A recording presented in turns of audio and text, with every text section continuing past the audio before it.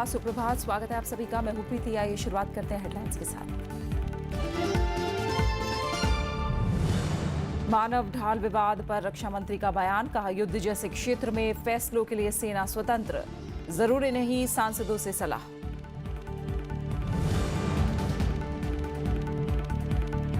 सहारनपुर में स्थिति काबू में करने की कोशिशें जारी।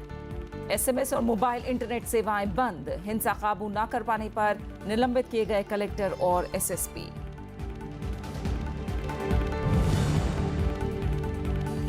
पच्चीस साल बाद खत्म हुआ एफआईपीबी। सीधे मंत्रालयों से विदेशी निवेश को मंजूरी पर विचार। एफडीआई के लिए आसान होगी राह।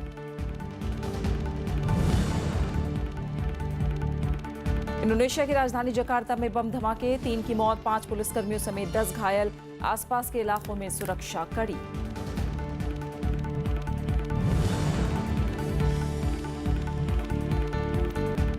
और सुदीरमन कप में भारत का शानदार प्रदर्शन। नॉकआउट के लिए किया क्वालिफाई। क्वार्टर फाइनल में चीन से होगा मुकाबला।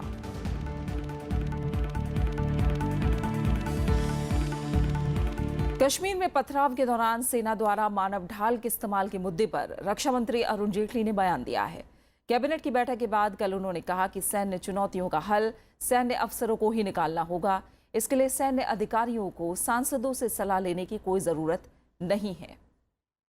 जम्मू कश्मीर में सेना की तरफ से की जा रही सख्त कार्रवाई का समर्थन करते हुए अरुण जेटली ने कहा कि युद्ध के क्षेत्र में सेना के अधिकारियों को फैसले करने का अधिकार होना चाहिए।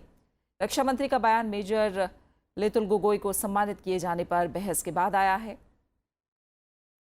रक्षा मंत्री जम्मू कश्मीर की स्थिति के बारे में सवाल का जवाब दे रहे थे। जेडीयू नेता शरद यादव और एआईएमआईएम के अध्यक्ष असदुद्दीन ओवैसी ने मेजर गोगोई को सम्मानित करने के फैसले पर सवाल उठाया है। How a situation is to be dealt with when you are in a warlike zone, we should allow our army officers to take a decision. They don't have to consult members of parliament as to what they should do under these circumstances. Jammu Kashmir की मुख्यमंत्री महबूबा मुफ्ती ने बुधवार को राज्यपाल NN Vora से मुलाकात की। राजभवन में हुई बैठक के दौरान मुख्यमंत्री ने राज्यपाल के साथ राज्य में कानून व्यवस्था, रखरखाव और आंतरिक सुरक्षा पर चर्चा की। नियंत्रण रेखा पर हाल की घुसपैठ की कोशिशों और संघर्ष विराम से जुड़े मुद्दों पर भी बातचीत हुई। दूसरी तरफ आतंकियों ने कल सत्तारूढ़ पीडीपी के एक कार्यकर्ता को गोली मार दी। इस वारदात को श्रीनगर के बरजुल्ला इलाके में अंजाम दिया गया। अब्दुल कयूम पर कल देर शाम हमला हुआ। आतंकवादियों ने कयूम को उनके घर के बाहर 3 गोलियां मारी। अस्पताल में कयूम की हालत गंभीर बनी हुई है। पाकिस्तान के लड़ाकू विमानों के सियाचिन के करीब उड़ान भरने के बाद भारतीय सेना अलर्ट हो गई है। सेना ने कहा है कि भारतीय हवाई क्षेत्र का कोई उल्लंघन नहीं किया गया है। उधर पुलवामा में सेना ऑपरेशन को आतंकी के भाग निकलने के बाद खत्म कर दिया गया है। पाकिस्तान के लड़ाकू विमानों ने बुधवार को सियाचिन ग्लेशियर के नजदीक उड़ान भरी। इसके बाद भारत की ओर से भी सेनाओं को अलर्ट कर दिया गया है, लेकिन भारतीय वायुसेना का कहना है कि उसके हवाई क्षेत्र का कोई उल्लंघन नहीं किया गया है। पाकिस्तान मीडिया ने दावा किया है कि उसके यहां सभी फॉरवर्ड बेस को चालू कर दिया गया है। पाकिस्तानी वायुसेना के प्रमुख सुहेल अमान ने स्कादू वायुसेना बेस का दौरा किया। इस दौरान लड़ाकू विमानों ने सियाचिन के पास उड़ान भरी। मंगलवार को भारतीय सेना ने वीडियो जारी किया था। इसमें सेना की कार्रवाई में पाकिस्तानी चौकियों को तबाह करते दिखाया गया है। The news, even what has been given by Pakistani side, is that these aircraft flew near Siachen, not over Siachen. And near Siachen means on their side. And therefore, it's a routine stuff. There is nothing to get very worried about. Jammu Kashmir के पुलवामा में सेना का operation खत्म हो गया है। सुरक्षा बलों पर पत्थरबाजी कर रहे स्थानीय लोगों की आड़ लेकर आतंकी भागने में कामयाब हो गए। इलाके में कुछ आतंकियों के छिपे होने की खबर के बाद सुरक्षा बलों ने मंगलवार को नाकेबंदी कर सर्च ऑपरेशन शुरू किया था। ऑपरेशन के दौरान ही आतंकियों ने सुरक्षा बलों पर फायरिंग शुरू कर दी थी। इधर श्रीनगर में नेशनल कॉन्फ्रेंस के कार्यकर्ताओं ने विरोध प्रदर्शन किया। पार्टी की महिला विंग मेजर गोगोई को सेना की ओर से सम्मानित किए जाने का विरोध कर रही थी। जो इससे उन्होंने अवार्ड दिया वो इस बात की अक्कासी कर रहा है कि यहाँ पे आप बैठो, घर में बैठो, आवाज मत उठाओ, अगर आवाज उठाओगे तो यही हशर होगा। एक आर्मी ऑफिसर के नाते कम से कम कैजुअलिटीज करने के लिए एक एफर्ट किया था। उस एफर्ट से बहुत सारे लोगों की जान बची। मेजर गोगोई ने 9 अप्रैल को बडगाम में पत्थरबाजों से निपटने के लिए स्थानीय युवक को जीप के आगे बांधकर मानव ढाल की तरह इस्तेमाल किया था। उन्होंने कल पूरे घटनाक्रम के बारे में जानकारी दी थी कि किस हालात में उन्हें ये कदम उठाने पड़े थे। Bureau report, Rajya Sabha TV. Bharat आतंकवाद के खिलाफ पाकिस्तान को सबक सिखाने पर विचार कर रहा है। अमेरिका का मानना है कि भारत अफगानिस्तान के रिश्तों से चिंतित पाकिस्तान आतंकी संगठनों को रणनीतिक रूप से इस्तेमाल करने के लिए उन्हें मदद मुहैया करा रहा है। ये बात शीर्ष खुफिया अधिकारियों ने सीनेट की एक समिति के सामने कही है। वहीं अमेरिका ने पाकिस्तान को मिलने वाली सैन्य सहायता भी घटा दी है। भारत सीमा पार आतंकवाद से निपटने के लिए कड़े उपायों पर विचार कर रहा है। इनमें पाकिस्तान को अंतर्राष्ट्रीय स्तर पर अलग थलग करने से लेकर उसे सबक सिखाने जैसे विकल्प शामिल हैं। अमेरिकी सीनेट की सशस्त्र समिति के सामने रक्षा खुफिया एजेंसियों के निदेशक लेफ्टिनेंट जनरल विंसेंट स्टीवर्ट ने ये बात कही। उन्होंने कहा कि पाकिस्तान सभी खतरों को भारत के नजरिए से देखता है, इसलिए आतंकी समूहों को समर्थन दे रहा है। They view all of the challenges through the lens of an Indian threat to the state of Pakistan. So they hold in reserve terrorist organizations. We define terrorist organizations. They hold them in reserve so that if Afghanistan leans towards India, they will no longer be supportive of an idea of a stable and secure Afghanistan that could undermine Pakistan interests. अमेरिकी अधिकारी ने कहा कि भारत कई आतंकवादी हमले झेल चुका है। इसके लिए वो सीमा पार आतंकवादियों और उनको पाकिस्तान से मिल रही मदद को जिम्मेदार ठहराता है। इन हमलों के बाद दोनों देशों के रिश्ते बदतर हुए हैं। उन्होंने कहा कि भारत में आतंकी हमलों की आशंका बनी हुई है और इससे इस साल भी रिश्ते ठीक होने की उम्मीद नहीं है। इस बीच अमेरिकी राष्ट्रपति डोनाल्ड ट्रंप ने पाकिस्तान को मिलने वाली सैन्य मदद को $255 मिलियन से घटाकर $100 मिलियन करने का फैसला किया है। यह मदद अगले साल के लिए है। साथ ही पाकिस्तान को यह मदद अनुदान की कर्ज के रूप में देने पर विचार चल रहा है। हालांकि ट्रंप प्रशासन ने इसका फैसला विदेश मंत्रालय पर छोड़ दिया है। Bureau report, Rajya Sabha TV. Saharanpur में ताजा हिंसा के बाद डीआईजी और डिविजनल कमिश्नर का तबादला कर दिया गया है। केएस इमानुअल को नया डीआईजी नियुक्त किया गया है। डीएम और एसएसपी को भी निलंबित कर दिया गया है। सहारनपुर में मोबाइल इंटरनेट और एसएमएस सेवा पर रोक लगा दी गई है। बुधवार को ताजा हिंसा में एक व्यक्ति गंभीर रूप से घायल हो गया। मंगलवार को बीएसपी प्रमुख मायावती के दौरे के बाद भड़की हिंसा में एक व्यक्ति की मौत हो गई थी। राज्य सरकार ने मृतक के परिजनों को 15 लाख और घायलों को 50-50 हजार रुपए देने का भी ऐलान किया है। मुख्यमंत्री योगी आदित्यनाथ ने दोषियों के खिलाफ कड़ी कार्रवाई की बात कही है। सहारनपुर में एक बार फिर भड़की जातीय हिंसा में एक व्यक्ति को अपनी जान गंवानी पड़ी, जबकि दर्जनों घायल हैं। हालात का जायजा लेने के लिए गृह सचिव, एडीजी कानून व्यवस्था समेत 5 आला अधिकारियों को लखनऊ से सहारनपुर रवाना किया गया। पुलिस ने 3 एफआईआर दर्ज कर 2 दर्जन से ज्यादा लोगों को हिंसा भड़काने के आरोप में गिरफ्तार किया है। वहाँ पर कैंप है, करीब 10 कंपनी आरएएफ, आरआरएफ और पीएसी है। 5 कमांडेंट पीएसी के, 8 एडिशनल एसपी, 15 डिप्टी एसपी और करीब 20 पीआरबी वाहन आसपास के जिलों से वहाँ पर हैं। वर्तमान में वहाँ पर स्थिति सामान्य है, किसी प्रकार की कोई लॉ एंड ऑर्डर नहीं है। दरअसल मंगलवार को बीएसपी प्रमुख मायावती हिंसा पीड़ित देवबंद तहसील के शब्बीरपुर गांव पहुंची थीं। आरोप है कि उनके कार्यक्रम से लौट रहे लोगों के साथ मारपीट की गई। इसके बाद जिले में कई जगह हिंसक झड़पें हुईं। शब्बीरपुर गांव के ही 1 दर्जन घरों में आगजनी की गई। यूपी सरकार ने हिंसा के लिए बीएसपी प्रमुख के सहारनपुर दौरे को जिम्मेदार बताया है। 2 महीने के सरकार के काम में जिस तरह से आदित्यनाथ योगी जी की लोकप्रियता बढ़ रही है, विरोधी उसको पचा नहीं पा रहे हैं और षड्यंत्र के तहत लगातार उत्तर प्रदेश में कानून व्यवस्था को खराब किया जाए या खराब हो, इस तरह का एक कॉन्स्पिरेसी चल रही है। उत्तर प्रदेश में कानून का राज स्थापित हो, ये हमारी सरकार की प्राथमिकता है। इधर विपक्ष ने आरोप लगाया है कि यूपी सरकार कानून व्यवस्था को संभाल पाने में नाकाम रही है और बेवजह की बयानबाजी कर रही है। उत्तर प्रदेश में हर जगह कानून व्यवस्था निरंतर ध्वस्त होती जा रही है और केवल बयानबाजी हो रही है। हम पूछना चाहते हैं उत्तर प्रदेश के नागरिक की ओर से कि आप कब ये लॉ एंड ऑर्डर की व्यवस्था को अपने हाथ में लेंगे, कब इसको मजबूत करेंगे? 20 अप्रैल को सहारनपुर के सड़क दूधली में डॉक्टर भीमराव अंबेडकर की शोभा यात्रा के दौरान सांप्रदायिक हिंसा हुई थी। इसके बाद 5 मई को महाराणा प्रताप जयंती पर निकली शोभा यात्रा को लेकर शब्बीरपुर में विवाद हुआ। तब से जिले में कई जगह जातीय झड़प हुई है। Bureau report, Rajya Sabha TV. आयकर विभाग ने 2 IAS अधिकारियों समेत उत्तर प्रदेश के 4 नौकरशाहों के खिलाफ बुधवार को करीब 15 ठिकानों पर छापेमारी की। आयकर विभाग की कई टीमों ने लखनऊ, नोएडा, ग्रेटर नोएडा, मेरठ, बागपत, मैनपुरी और दिल्ली में इन नौकरशाहों के ठिकानों पर छापे मारे। जिन अधिकारियों के ठिकानों पर जांच की गई है उनमें स्वास्थ्य निदेशक हृदय शंकर तिवारी, ग्रेटर नोएडा प्राधिकरण के अतिरिक्त CEO VK शर्मा, क्षेत्रीय परिवहन अधिकारी RTO ममता शर्मा और विशेष सचिव कारागार SK सिंह शामिल हैं। आयकर विभाग ने पिछले महीने भी उत्तर प्रदेश के कुछ बाबुओं के खिलाफ ऐसी ही छापेमारी की थी।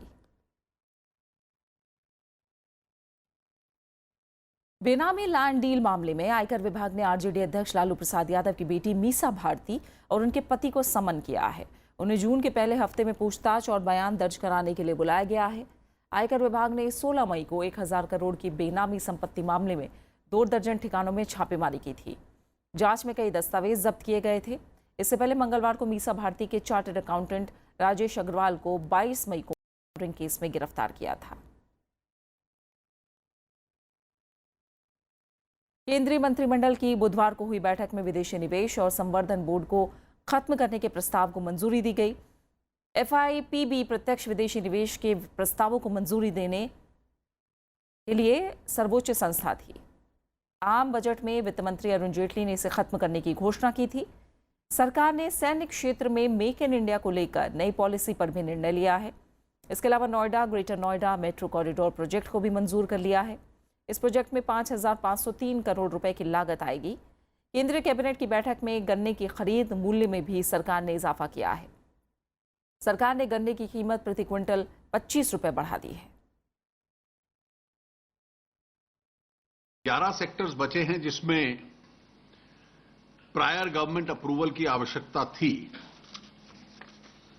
और हर 11 सेक्टर के लिए जो कंसर्न्ड विभाग है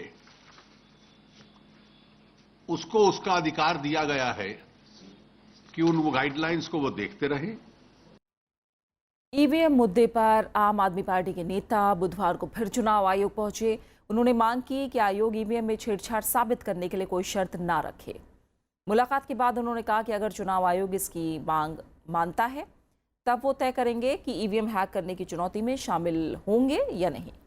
चुनाव आयोग ने 3 जून से राजनीतिक दलों को चुनौती दी है, जिसके लिए उन्हें 26 तारीख तक प्रतिनिधियों के नाम आयोग को देने हैं। EVM मशीन को आप देख सकते हैं, लेकिन किसी भी प्रकार का कोई टूल्स इस्तेमाल नहीं कर सकते। किसी भी प्रकार से आप EVM को अपने डिवाइस से, अपने टूल्स से चेक नहीं कर सकते। तो इसका मतलब तो ये सिर्फ एक EVM का डेमोन्स्ट्रेशन टाइप का होगा, जैसे अब तक चुनाव आयोग करता आया है। विपक्ष की आलोचना झेल रही केंद्र सरकार ने राष्ट्रीय अल्पसंख्यक आयोग में 5 सदस्यों की नियुक्ति की है।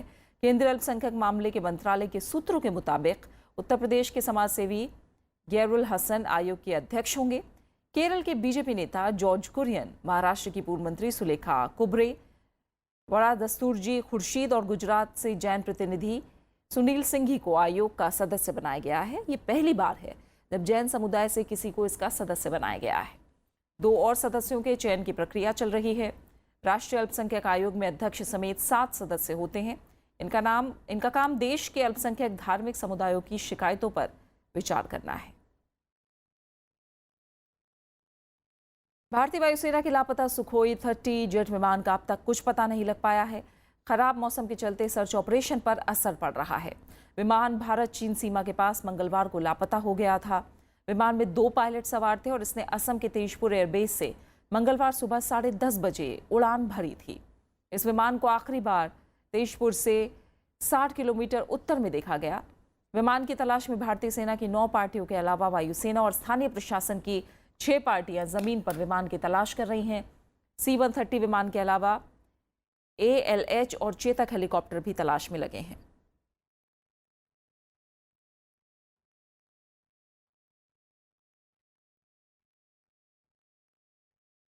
खबरें जारी है, लौट रहे हैं एक छोटे से ब्रेक के बाद।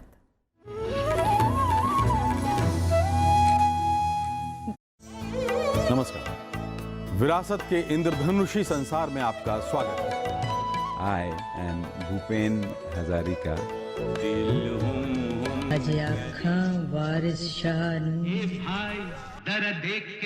रंगीला रे तेरे रंग में जो रंगा है मैं ही नहीं कर सकती हंसी और रोना, तो लगना चाहिए।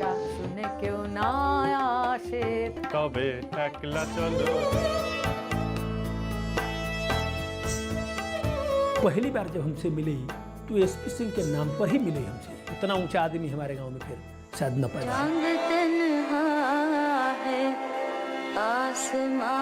कहेगा फूल हर कली से बार बार जीना। सरकारी पुरस्कार मिले, उसे लोगों ने याद किया और वही सबसे बड़ी होश वालों को खबर क्या, बेखुदी क्या चीज।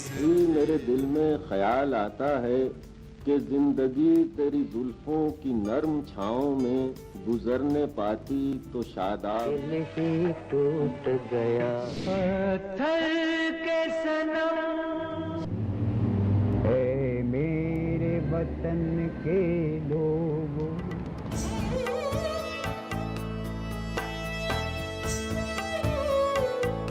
देखिए विरासत सिर्फ राज्यसभा टेलीविजन पर।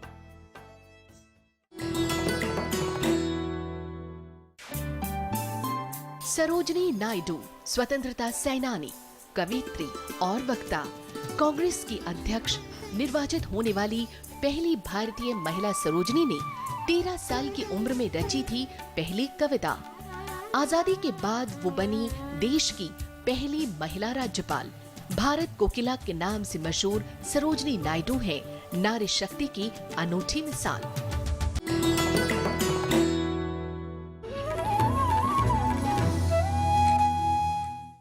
अब आपको अपनी डिग्री के प्रमाण पत्र के लिए दफ्तरों के चक्कर नहीं लगाने होंगे। आपकी डिग्रियां ऑनलाइन मिलेंगी और उन्हें कोई भी देश ऑनलाइन देख सकेगा। इसके लिए केंद्र सरकार ने बुधवार को एक नई योजना शुरू की है। ऑनलाइन डिग्री वाली इस योजना का नाम ई-सनद रखा गया है। ई-सनद पोर्टल पर मैट्रिक से लेकर MA और PhD तक की डिग्रियां उपलब्ध रहेंगी। इन्हें शुल्क देकर निकाला जा सकता है, जो प्रमाणित होंगी। इनकी कोई भी विदेश से जांच कर सकता है।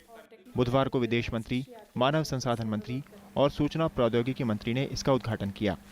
सारे यूनिवर्सिटीज का डेटा अपलोड करवाइए, CBSE का डेटा अपलोड करवाइए, ताकि जब बच्चा अपना सर्टिफिकेट डाले तो जिस यूनिवर्सिटी से वो पढ़कर आया है, जो CBSE के उससे पढ़कर आया है बोर्ड से, उसको वो प्रमाणित कर सकें।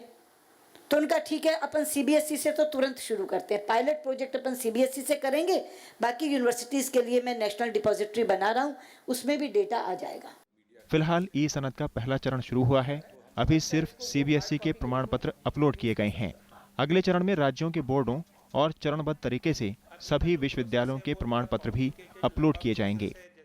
ये वेरिफिकेशन, ट्रांसक्रिप्ट, अपोस्टल अलग अलग काम के लिए अलग अलग शब्दों का उपयोग है, लेकिन मात्र एक ही है कि प्रामाणिक दस्तावेज मिले और उसकी किसी न प्रामाणिकता की मोहर लगनी चाहिए, और वो इलेक्ट्रॉनिकली यहाँ हो रहा है। इस एटेस्टेशन के प्रोसेस में कॉमन सर्विस सेंटर को आप जोड़ें, ताकि कोई फिटर, कोई बिजली वाला, वो भी अगर अपने मिडिल ईस्ट जाने के लिए या अफ्रीका जाने के लिए अपने सर्टिफिकेट को अटेस्ट कराना चाहता हो, तो उनकी सेवाओं से गरीबों को यश मिलेगा, आपके विभाग का विस्तार भी होगा।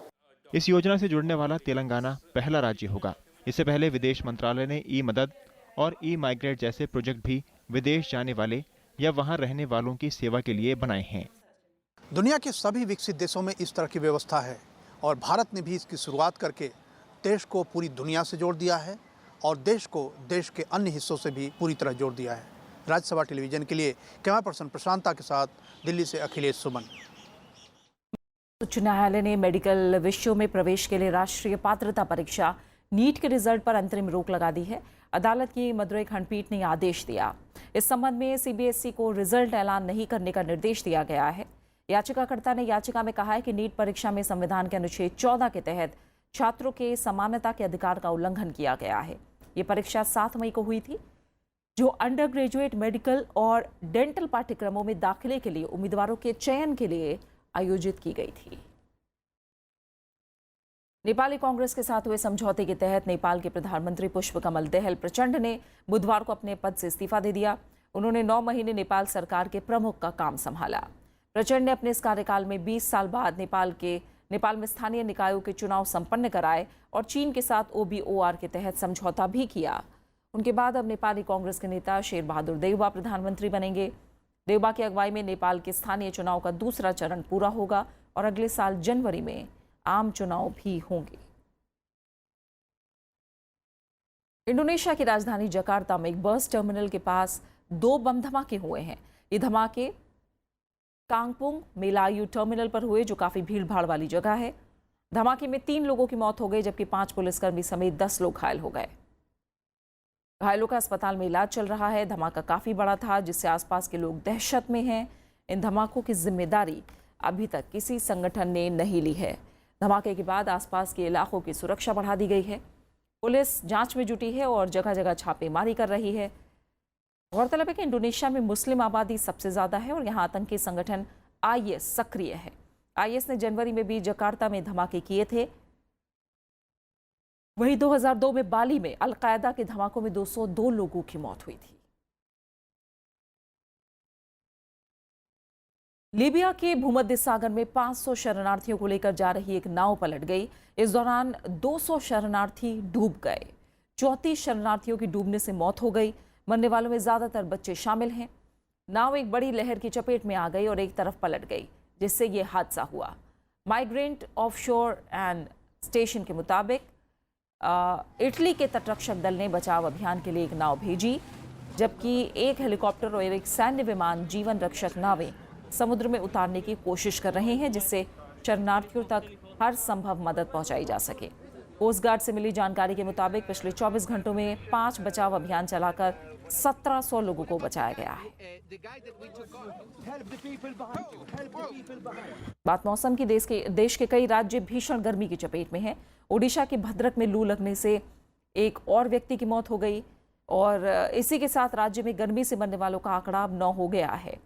तेलंगाना के आदिलाबाद में सबसे ज्यादा 45.1 डिग्री सेल्सियस तापमान दर्ज किया गया। मौसम विभाग ने तेलंगाना में आज गर्मी और बढ़ने की आशंका जताई है।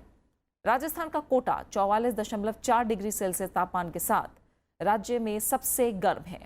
गुजरात और उत्तर प्रदेश में भी गर्मी से लोगों का बुरा हाल है। राजधानी दिल्ली में पारा 41 के पार है। पंजाब, हरियाणा और राजस्थान में अगले 24 घंटे में हल्की बारिश की संभावना है। असम और अरुणाचल प्रदेश के कुछ इलाकों में बारिश से राहत मिली है। और बात खेलों की करते हैं। भारतीय ऑफ स्पिनर रविचंद्रन अश्विन को C8 क्रिकेट रेटिंग अंतर्राष्ट्रीय पुरस्कार 2017 में साल का सर्वश्रेष्ठ अंतर्राष्ट्रीय क्रिकेटर चुना गया है। पूर्व भारतीय कप्तान सुनील गावस्कर और RPG एंटरप्राइजेस के अध्यक्ष हर्ष गोयनका ने क्रिकेट क्लब ऑफ इंडिया में हुए समारोह में अश्विन को इस पुरस्कार से सम्मानित किया। अश्विन का प्रदर्शन बहुत शानदार रहा है, जिसकी बदौलत भारत न्यूजीलैंड, इंग्लैंड, बांग्लादेश और ऑस्ट्रेलिया के खिलाफ 13 टेस्ट मैचों में से 10 में जीत दर्ज करने में कामयाब रहा। अश्विन ने पिछले 12 महीने में 99 विकेट हासिल किए हैं। भारतीय बैडमिंटन टीम ने सुधीरमन कप मिश्रित टीम चैंपियनशिप के नॉकआउट में जगह बना ली है। इंडोनेशिया ने कल खेले गए मुकाबले में ग्रुप 1D में अंतिम मैच में डेनमार्क पर 3-2 से शानदार जीत दर्ज की, लेकिन बावजूद इसके भारत ने क्वार्टर फाइनल में जगह बना ली है। भारतीय टीम का मुकाबला अब चीन से होगा। भारत ने मंगलवार को इंडोनेशिया को 4-1 से हराया था।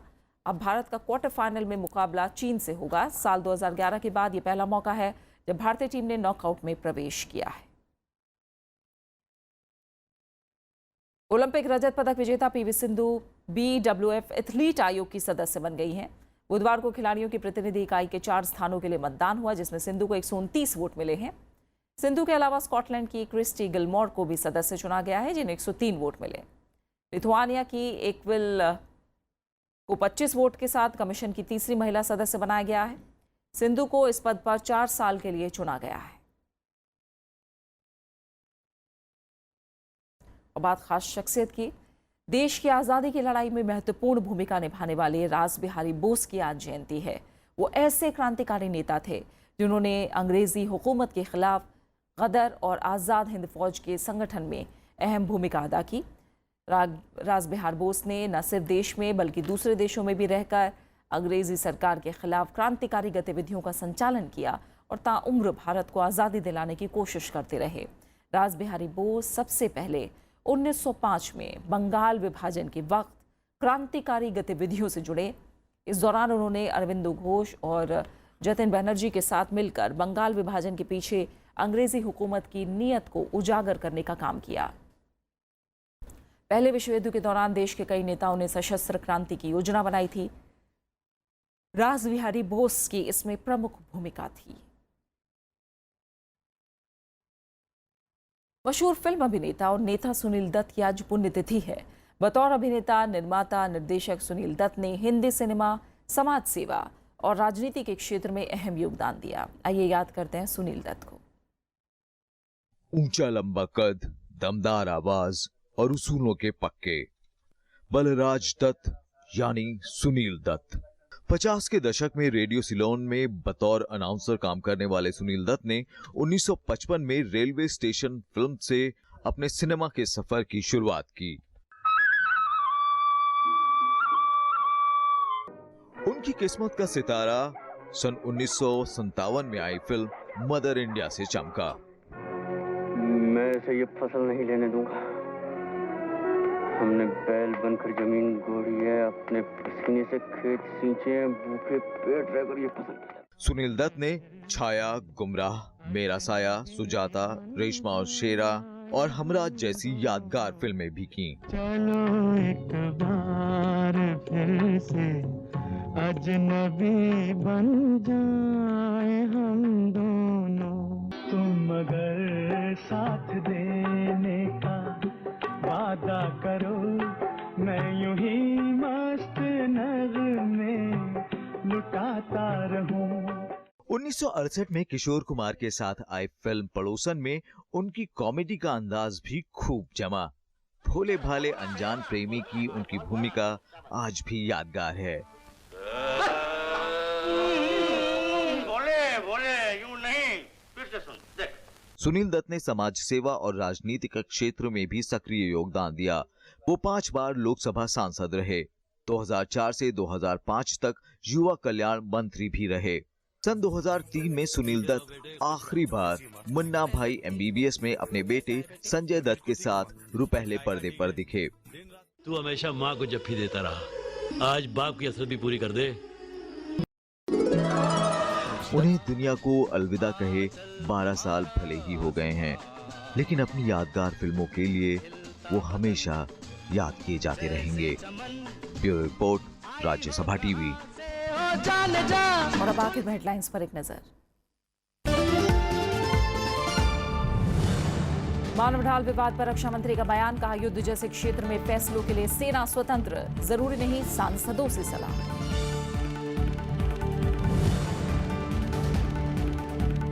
सहारनपुर में स्थिति काबू में करने की कोशिश जारी, SMS और मोबाइल इंटरनेट सेवाएं बंद। हिंसा काबू न कर पाने पर निलंबित किए गए कलेक्टर और SSP।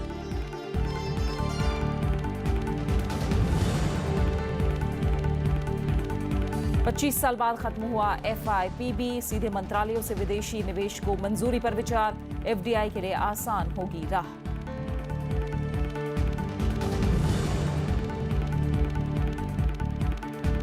इंडोनेशिया की राजधानी जकार्ता में बम धमाके, 3 की मौत, 5 पुलिसकर्मियों समेत 10 घायल, आसपास के इलाकों में सुरक्षा कड़ी।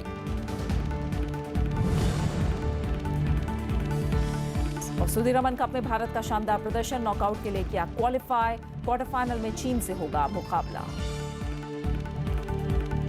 और फिलहाल इस बुलेटिन में इतना ही, आगे देखिए देश देशांतर।